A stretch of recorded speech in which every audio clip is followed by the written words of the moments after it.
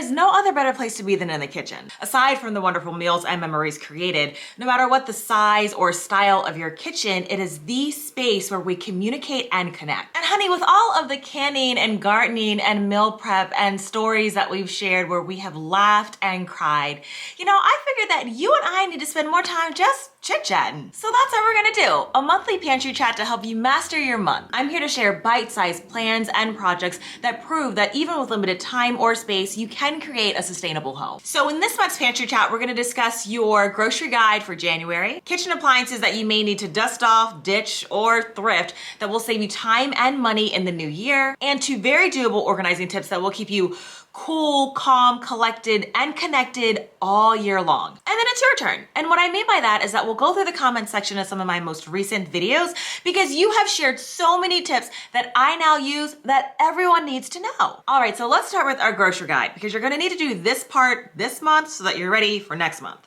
Honey, maybe it snuck up on YouTube, but next month, February, is National Canned Food Month. Yep, it's a time when grocers feature their best discounted sales on canned foods. So take time this month, even if you're just gonna do a cabinet per day, to see what you already have and what you're gonna want more of. So since I know that I'm going to be going through a few cases of things, I'm gonna be going through my cupboards and pulling out those cans that have the latest expiration dates. And then I'm just gonna set them on my buffet table back there. And then over the next month or two, I'm going to purposely just integrate them into meals that I'm making. Now, yes, I do a lot of my own canning and preservation, but I still rely on the grocery store to help source ingredients for other home canned recipes, especially during the winter when the farmer's market is closed. And I've really narrowed down even on the categories of canned foods that I even need to get from the store. So I have 3 primary categories that I'll go ahead and share with you just to jumpstart some of your ideas. So the first one for me is canned tuna and salmon. Just try to get the ones that are packed in water, not oil, which helps to reduce on the sodium. The second category is your shelf-stable canned milk, which are things like your evaporated, condensed, and coconut milk. And then I like to get canned tomatoes and sauces because it is just an area of my pantry that I cannot keep up with. I made almost 50 quarts of homemade tomato sauce this summer, and y'all, I'm plumb out. I think I have like 2 jars I'm like probably hiding in the back somewhere. So this will be an opportunity for me. So bad, but it's true. Oh gosh, it's so true. Okay, canners, I know that you likely kind of like do that too. I mean, what happens if I have like company and I really want to like show off a homemade pasta sauce or something? But anyways, I know that I need to source some more just like diced tomatoes and spaghetti sauce because, oh my goodness, those are ingredients that you can toss in just about anything. And I really like to stock up on this time of year. Now, in terms of fresh produce, January is the season for citrus. So now's the time to start to stock up on your Meyer lemons, your regular lemons, your limes, mandarin oranges, navel oranges, and grapefruit. They're all abundant right now. About 2 years ago, I started canning orange slices and honey syrup. Oh, I will link that recipe for you below.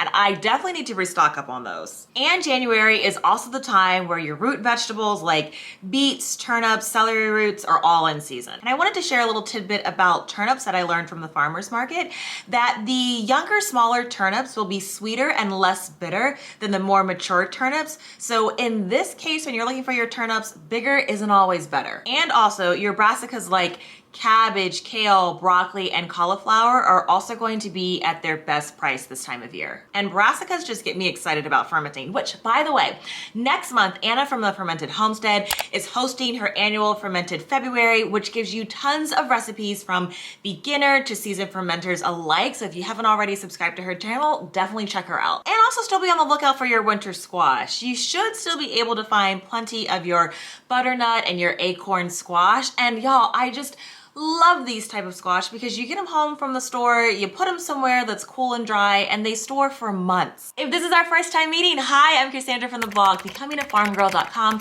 I'm here to help you start canning, gardening, and learning homesteading skills in a small space and in your spare time. I know that January is a time when a lot of folks cut spending, but it is actually the best time to purchase gifts for the following year. In fact, the only time that I shop in season is for produce because that's when you're getting the lowest and the best price and the best taste. But for everything else, when we're talking about, you know, material goods, it is always in the off season for the future me or event. About 4 years ago, I found Christmas inventory that was between 75 to 85% off. And so I had 4 bins filled with Christmas themed blankets and cook sets and scarves and cards and bags and ornaments. And y'all, we have not spent a dime on, you know, little Christmas knickknacks that we give out to some of our church family, colleagues at work, and our neighbors. And in doing so, it's just cost us pennies on the dollar. All right, so let me show you what I'm talking about. I was able to snag these 2 candles from Aldi for $1.50 each. This spatula set, which retailed for $6.99, I got 2 of these. They were $1.50 each. When I was at Food Lion, I found these cookie tins that were marked down to just $1, so I could fill these with like homemade cookies. And I found this bag filled with cookie cutters that realistically I will more than likely break down into smaller bags, and then I may add like a dry mix of cookies in a bag and then maybe one of the spatula sets. But y'all, I mean, these gifts are not costing me for folks more than like $3. Then I found 3 wine boxes. I think I may use these to make either my own apple cider and put them in like a glass swing top container that I will likely be able to find at the thrift store over the next year, or mulled wine or something like that for our neighbors. In our townhouse section, there's like a group of like 4 of us per like lot. So everyone, I tend to try to get like the neighbors all the same thing. So that is gonna be a bargain. And then I also found these plates that were also $1 that, again, if I just wanted to make something homemade, a loaf of something or cookies or whatnot, just put some kind of clear foil over top. That, I mean, this is a nice place that people can, you know, repurpose and use. And then I also found these little ornaments. These were at, I believe it was Walmart, and they were 50% off. I just thought that those looked really cute for folks. And then I do like using bags just tucked with a little bit of tissue paper, which I was running low on. So I found 2 packs of tissue paper that were 50% off, along with, I think this is a pack of 10 or 12 bags. And then I also found a couple of boxes of Christmas cards that I'm gonna send out for next year, but I'll get to that in a bit. But you know, this year was kind of, it felt like things were a little bit off. So I definitely know my sales and the sales cycle and all of that, but y'all, I couldn't believe, so I would start to go out maybe like 3 days after Christmas. I had about a week off from work. And so starting on that 3rd day, I would just pop in the stores to see, you know, how much they kind of lowered things. And I have been so used to seeing things at 75% off for, you know, their Christmas clearance sales. But y'all, those sales this year, at least in my area, were few and far between to find. A lot of things, the lowest price that I could find was 50% off, which is still a great sale. But again, I'm used to like seeing them much lower. But y'all, the sales associates I was noticing in like the clearance area, they were already like bringing in the Valentine's Day stuff, and which was a little bit confusing to me. But yeah, so when I spoke to several associates, they're like, yeah, this is going to be the lowest markdown. We're going to clear this space out, and we have, you know, this display that we're going to go ahead and put up. I don't know. It just kind of, it was shocking to me because this holiday stuff has been up since October, right? So yeah, y'all, the best sales that you might be able to find this year will be around 50%, but again, it is still worth it. If these are little things that you were giving out, just kind of what I shared with you, that you're giving out to gifts to your, you know, colleagues or your neighbors and things like that, there is no need to pay full retail price.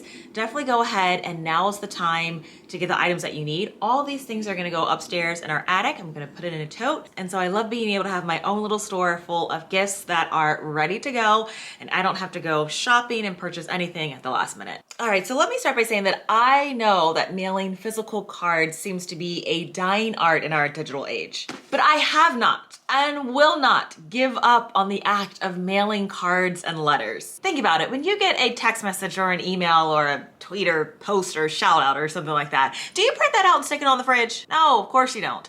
But you do with a card or a letter. because it's just that much more thoughtful and exciting. Even though I talk to my mom every day on the phone, we still send cards and letters back and forth. I grew up writing letters to my grandparents and family, and I remember my mom's beautiful collection of stationery. And truly, this isn't anything against a text or a meme, but y'all, it just ain't the same. I still have all of the letters that my Nana wrote to me across decades, and now that she's gone, I cherish them so much. I have a binder full of cards and letters from when my husband and I were dating, and if someone has ever mailed me anything, I pretty much have it. Even though life is busy, here is how I keep up with all of my card correspondence and how you can too. I took a binder and repurposed 12 pocket binder sheets that I already had and labeled each one after a month in the year. Then I added a sheet of paper, wrote the month at the top, and listed the date, occasion description like parents' anniversary, so-and-so's birthday, or graduation, or thinking of you letter, you know, those kinds of things.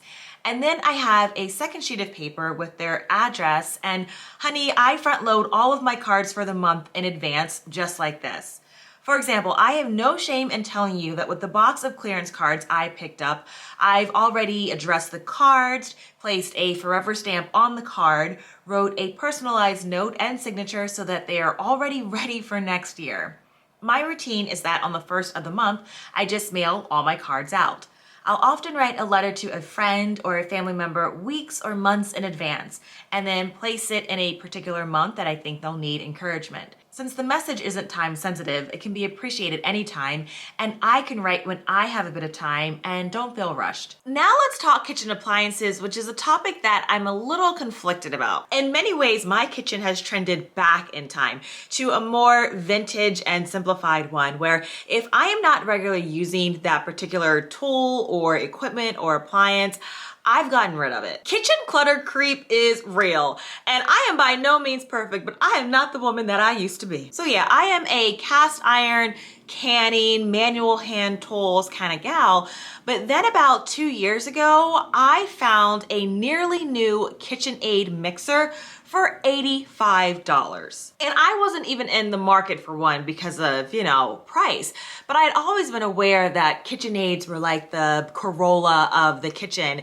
And I also knew that at that price, that was my opportunity to see if this was a piece of equipment that was worth it, because I mean, you're not gonna find a KitchenAid for $85. I'll include the link for my thrifted kitchen video, but y'all, so far, so good. So as I look at being able to source my own meat from cow shares, or just being able to take advantage of different types of cuts of meat at the grocery store, I have really thought about the advantages to having my own meat grinder. Admittedly, a manual meat grinder is way more work intensive than what I would like, but the KitchenAid comes with a meat grinder attachment. And now I'm regularly on Facebook Marketplace finding different items. So when I saw this metal food grinder from KitchenAid for $30, and this is the stainless steel one, y'all, I knew that I had to grab it. The woman that I got this and another piece from said that she got it as a wedding gift, but it just wasn't her thing, and she didn't want to keep it in storage. And so now I can do anything with the entire bird. I can make my own ground turkey. I can use the carcass for my stocks and broths. I can cut up the turkey so that my husband or my dad can smoke the wings and the drumsticks. I mean, I am gonna be good to go. The same is true for cuts of beef that are on sale. I now have a way to save big by grinding the meat at home myself, because you absolutely pay a markup for ground anything. So what's really cool about this is that you get several different plates where you can grind meats and dried beans.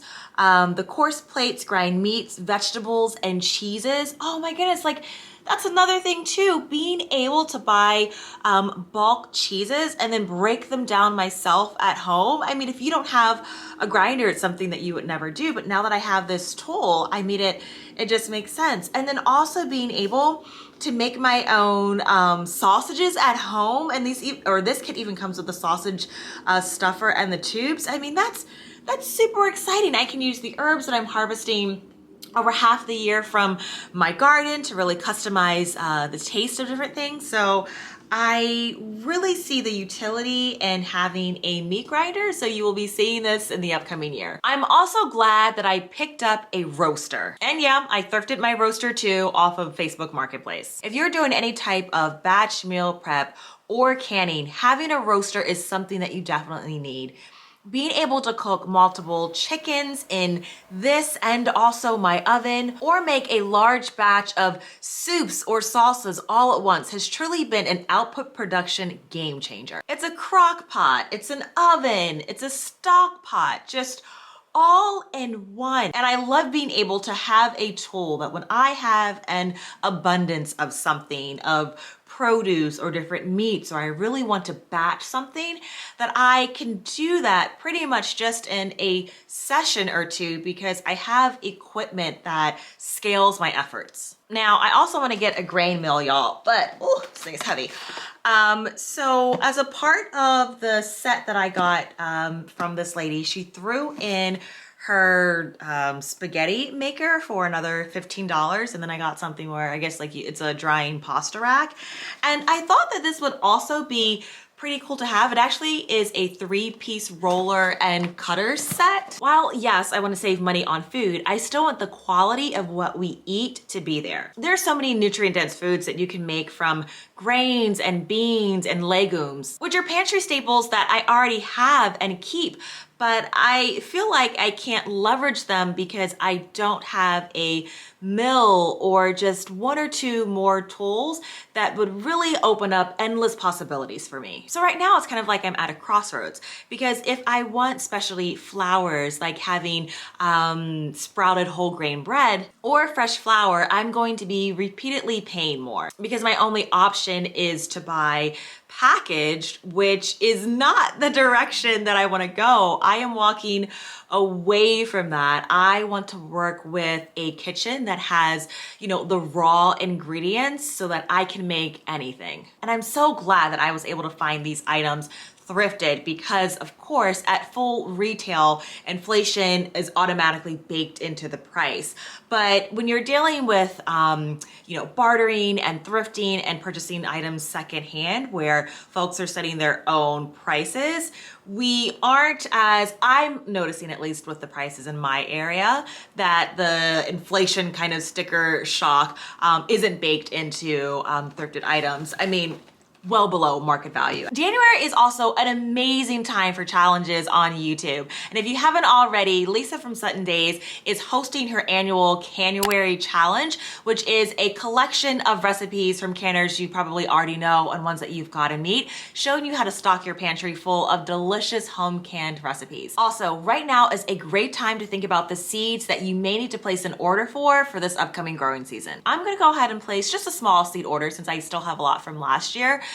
Next month in February, before most folks get the notion to do so in mid-March and April. So a few weeks ago I was putting groceries away and I had a few bricks of cream cheese and I asked my husband to go run those downstairs and put them in the freezer. So he goes downstairs, but then he calls back up that there wasn't any room. And I was like, yes there is. So I had to stop what I was doing, go downstairs and show him all you had to do was shimmy the turkey onto its side and then remove 2 of the flat freezer bags to the side door. Yup, there is still room. But I did get the look. And he is kind of right because honestly, I cannot fit another thing in that freezer. And so no matter what the sale, I have got to set aside over the next couple of weekends some time to can and process the food that I already have. But that's what I love about canning. I can go to the store, catch things on sale, toss them in the freezer and worry about them later. And then as I have time, I can rotate my inventory by taking those items out and then changing them into shelf-stable goods. And I share that to say that between now and the next month and a half, I will be posting 2, maybe 3 videos based off of the 3 Rivers Challenge,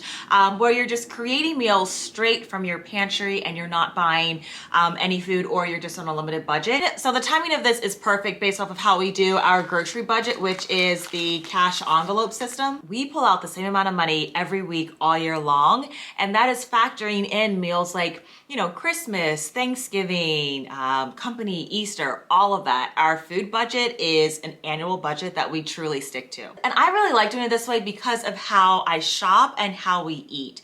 So I only shop the sales cycles, and about every 8 to 10 weeks, everything in the grocery store is going to go on sale. So there are some weeks where I am just buying things like, you know, if toilet paper is on sale, I'm stocking up on that so that I have enough to at least get me through the next sale. I'm also only buying fruits and vegetables that are in season, and so that isn't consuming a large portion of my budget by buying things when they're, you know, at a premium because they're not in season. And when other goods go on sale, that's when I get them. I make a lot of our own condiments like ketchup and mayo and dressings, or I make them and can them so that I have them in advance. Other than that, I'm buying pantry staples like flour, rice, and beans. Some of the things that I routinely see myself buying are milk, eggs, and cheese, and then a few other maybe fresh ingredients that I'm canning or we're eating, and then stocking up on whatever items are on sale. So I share all this to maybe give you an idea, because as we're eating exclusively from our pantry, I'll still be having my food budget come in, and this is what I want to use to fund my first ever Azure haul, where I can get specialty items that I can't easily source around here, like raw organic cheese and then bulk organic items. And I know that this haul is going to be pricier than what I'm used to paying, but this is how I'm going to do it. One, eating from my pantry, and then sticking to a food budget. All right, so now let's get to you and your comments. So my last video was about dehydrating meals in jars. And one of the tips that I actually got from a video on one of my earlier dehydrated meals in a jar videos was that I had recommended that if you, I like to take my meals in jars to work, and because they're, a complete meal, I will just pop them into the microwave, eat them straight out of the jar while I'm still at my desk, you know, getting work done. And so I really enjoy using, I thought I brought up some actual, hold on. All right, we're back. So I like using these jar jackets, and I had recommended to get the ones, it doesn't matter what brand you use, you're gonna find them on Amazon, but to get the ones that have holes in them so that you can easily actually like inch them up the jar, because there are ones that are out there where they're just like plain, and you would have a heck of a time like trying to get them inside of the jar jacket. I like these jar jackets because they are heat proof, so I can hold the jar in my hand and I'm not burning my hand as I eat my food. But someone had recommended that she actually, I'm like, this is like super clever too, or it's an alternative idea. So she will just take a sock, and if you're ever traveling with your jars, you can just put them in a sock and travel with them, you know, that way. And that makes a lot of sense. You're not gonna have the same maybe like heat protection that you do right out of the microwave with the jar jackets, but y'all, come on, this is also another genius idea that you can use if you don't wanna get the jar jackets. And also on the dehydrated meals in a jar video that I just shared, Len Young's comment really caught my eye. She said, I'm a couponer and I was beyond excited to see that Ibotta has rebates on Lipton soup boxes right now. So guess who is picking some up to put together my own soup in a jar, using my freshly dehydrated mixed veggies from a 99-cent deal at my local grocery store. Saving money and adding to my prepping pantry is my favorite. Wow, that's a lot of exclamation marks. And Lynn definitely has the right idea. There are a combination of ways that you can use to put together meals that are shelf stable on your shelf. Not everything has to be 100% from scratch. I know that I'm moving in that direction, but y'all, I still definitely am not there. So being able to take advantage of, you know, sales that you're finding in your store, along with what you can do already at home. Like, you know, she does the same thing that I do. Dehydrating your own vegetables in a bag for frozen food month. Yeah, that's awesome, Lynn. So definitely take advantage of her tip. So do you remember the butter video that I made where I showed you why everyone should be using a butter crock? Well, I got this awesome idea from Nikki, y'all, that I had to share with everyone, and actually I've started doing this too. So Nikki shared that she uses distilled water. I do that too with my Berkey, but she also adds salt in her butter bell. This helps keeps the mold from growing on the butter. Unless your kitchen runs extremely warm, you will not have a problem with mold if you change the water every like 7 to 10 days or so. I don't really have that problem here in my kitchen, but I liked the idea because there were a few comments around like, hey, how do I keep, you know, this from like molding? My house actually does run warm. What a genius idea. So now I'm just taking like a pinch of Redmond's sea salt, putting it in the bottom of the distilled water of the crock. And I love that idea. Nikki, thanks for sharing. I had also shared in a video a while ago that I make my own cleaners using just a few essential oils from the brand Plant Therapy, and I create my own cleaning solutions for my floor. But then in that video, I had shared that this is like a knockoff like Febreze Swiffer. I have that one that I've had for like 10 years. And then I just recently got this one maybe about 6 months ago at Aldi for like $6.99. Anyways, I really enjoy these, but the thing that I stopped purchasing almost immediately were like the disposable cloth wipes that come in a cleaning solution. I mean, just don't. And so what I was using is just old rags, some t-shirts or whatever else, and then I would just take like some clothespins and like, I mean, you guys saw in that video, right? I just like clip them here. But then someone actually told me that you can buy these microfiber cleaning cloths, which I had no idea about. And I have really enjoyed these because they just stick, you know, right on to the thing. And because they're a little bit more, they're thicker than what I was using, I'm able to pretty much do, there are 3 floors, like here in our townhouse. I'm able to do like a floor of just one micro pad here. They wash really well. I've had these for, goodness, at least 4 or 5 months now, still in excellent condition. I just air dry them, and I have really enjoyed having this product that's ready to go and super easy to clean. All right, honey, so I'm gonna go ahead and let you go because I know that you've got things to do and places to be. I'll see you in my kitchen or garden soon. Take care, friends.